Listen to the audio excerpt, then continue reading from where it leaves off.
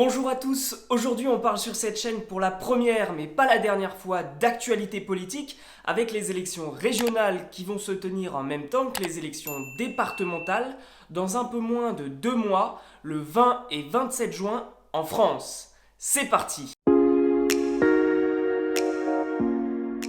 Vous n'êtes pas sans savoir que l'épidémie de Covid-19 a chamboulé le calendrier électoral, obligeant le gouvernement en place à prendre des décisions politiques afin d'assurer le bon déroulement du processus démocratique en France. Le 22 février dernier a été promulguée une loi par le président Emmanuel Macron, après son adoption par l'Assemblée nationale puis le Sénat, lui permettant de reporter les élections de mars à juin 2021 pour le renouvellement des conseils régionaux, départementaux et des assemblées de Corse, Guyane et Martinique. Initialement prévu pour avoir lieu le 13 et 20 juin, le Premier ministre Jean Castex s'est présenté devant l'Assemblée nationale mi-avril afin d'annoncer qu'un décret serait pris en Conseil des ministres pour reculer la date des élections régionales d'une semaine supplémentaire. Et ceci, évidemment, dans le but de garantir la sécurité sanitaire de toutes celles et tous ceux qui participeront, favoriser la participation la plus large possible de nos concitoyens, tout ça relève d'une même exigence démocratique. Ce n'est qu'une semaine, mais une semaine supplémentaire, une semaine de vaccination en plus, soit au moins 2 millions de personnes vaccinées. Une semaine de préparation en plus, tout compte. Si cette décision peut sembler très arbitraire, Jean Castex s'en défend et explique qu'elle a été motivée à la suite de la consultation de l'avis de différents acteurs, à savoir le conseil scientifique qui a remis un rapport au gouvernement fin mars au propos de la tenue des élections régionales, mais également les maires de France qui, en tant qu'agents de l'État, rappelons-le, sont chargés de l'organisation des élections sur le territoire. En effet, le lundi 12 avril, 56% des maires se sont exprimés en faveur du maintien des élections régionales le 13 et 20 juin, ce qui aurait confirmé le gouvernement et Emmanuel Macron à ne pas repousser à plus d'une semaine supplémentaire le scrutin. En réalité, le conseil scientifique ne s'est pas trop mouillé dans son rapport. Certes, il propose l'interdiction des meetings physiques et des réunions publiques et préconise l'organisation du scrutin en extérieur, mais il ne se prononce pas sur la question du maintien ou du report des élections régionales. Il est même écrit dans ce rapport que les autorités publiques prendront les décisions qui leur incombent, lesquelles sont éminemment politiques s'agissant de l'organisation de scrutins électoraux. D'un autre côté, l'Association des maires de France dénonce une consultation précipitée du vendredi soir pour le lundi matin et d'une méthode inappropriée pour traiter une question de cette importance. Et même si l'association conteste la forme du sondage et non pas son résultat, la décision de l'exécutif ne contente pas toutes les forces politiques. Par exemple, le MoDem, mouvement démocrate, fervent allié de la République en marche et même parti de la majorité à l'Assemblée nationale, s'est pourtant prononcé en faveur d'un report des élections régionales et départementales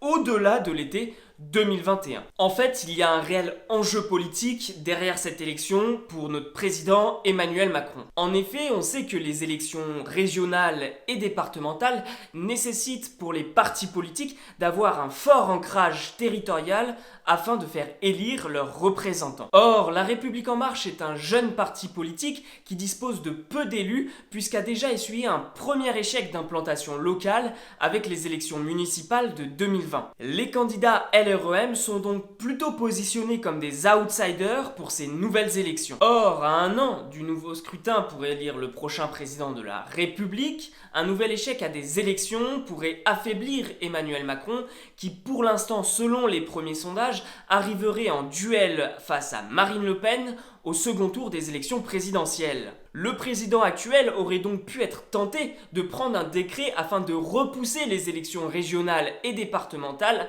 à après les élections présidentielles de 2022. Mais si le gouvernement a fait le choix de ne pas reporter les élections, c'est parce qu'une telle décision aurait été une preuve irréfutable de l'échec de la campagne de vaccination française et plus largement la preuve d'une mauvaise gestion de la crise sanitaire par le gouvernement. Or, dans son discours devant l'Assemblée nationale, régional, le Premier ministre Jean Castex rappelle tout le contraire. Rappelons d'abord qu'à la mi-juin, 30 millions, soit une large partie de nos concitoyens, auront pu bénéficier d'au moins une première injection. Certes, tous n'auront pas eu leur rappel, tous n'auront pas forcément été vaccinés depuis 10 jours, délai indiqué pour que le vaccin soit protecteur, mais cela signifie que plus de la moitié des personnes de plus de 18 ans sera protégée. Ne pas encore repousser les élections, c'est donc assumer le bilan de cette année passée sous l'état d'urgence sanitaire et vouloir rassurer les Français sur la situation actuelle et à venir. Mais alors, comment vont se dérouler les élections régionales ? Du côté de la campagne, sa durée est portée à 19 jours, soit une semaine de plus qu'habituellement. Les candidats vont avoir l'occasion de mettre en ligne un numéro d'appel gratuit pour répondre aux questions des électeurs. Un site gouvernemental regroupera l'ensemble des programmes des candidats et un débat télévisé devra être organisé par le service public entre les candidats tête de liste la semaine précédant chaque tour de scrutin. Le jour du scrutin, justement, au bureau de vote,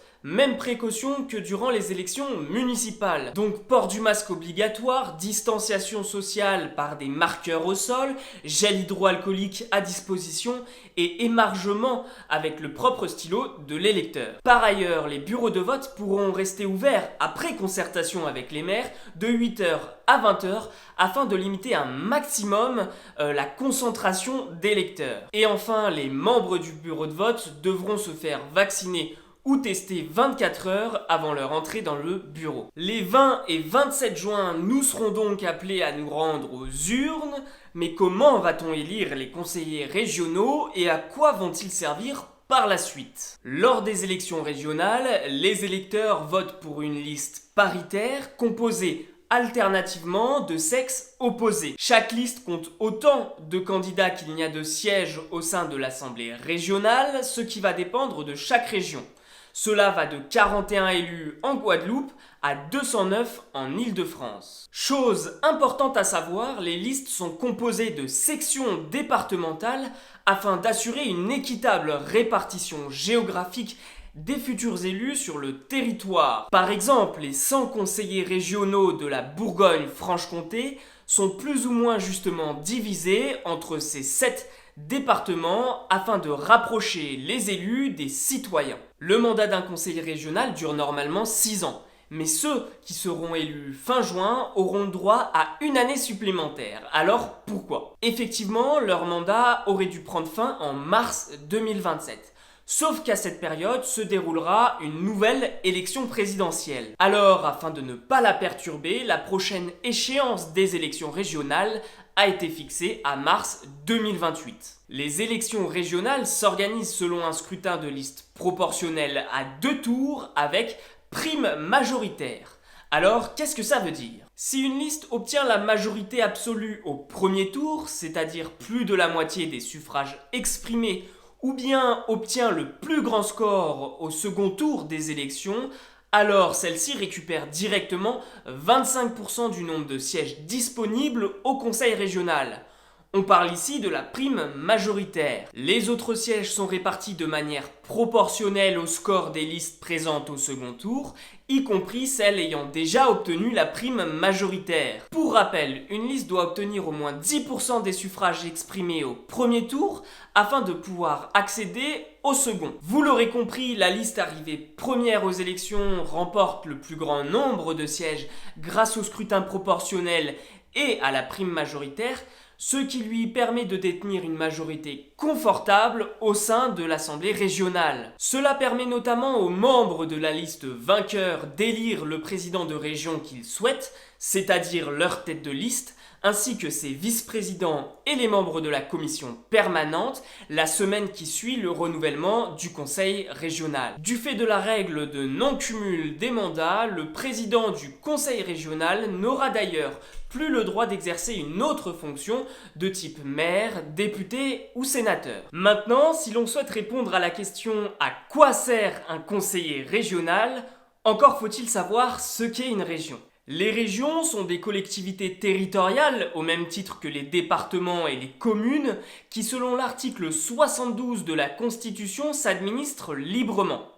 Leur champ d'action est tout de même limité puisqu'elles ne disposent d'aucun pouvoir régalien comme faire les lois ou rendre la justice qui restent des compétences exclusives de l'État. La loi NOTRe du 7 août 2015 portant sur la nouvelle organisation territoriale de la République vient préciser leurs compétences. Les régions sont en charge de l'aménagement du territoire et du développement durable, des lycées et de l'enseignement supérieur, des transports non urbains, les TER, mais surtout du développement économique et de l'innovation. Par ailleurs, les régions partagent d'autres compétences avec les départements, comme en matière de sport, de culture ou encore de tourisme. Les conseillers régionaux décident donc des grandes orientations de la politique régionale en votant lors des assemblées plénières. Mais ils participent également à l'élaboration de nouveaux projets, en travaillant au sein de commissions thématiques qui sont des sortes de travaux de groupe entre élus. Et pour terminer cette vidéo, comment ne pas vous parler des premières annonces de candidature